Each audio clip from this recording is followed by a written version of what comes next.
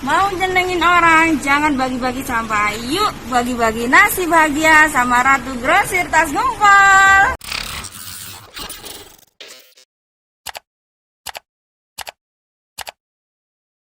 Bagi-bagi nasi bahagia sama Ratu Grosir Tas Ngumpul. Semoga ini menjadi berkah buat yang membutuhkan. Bismillahirrahmanirrahim.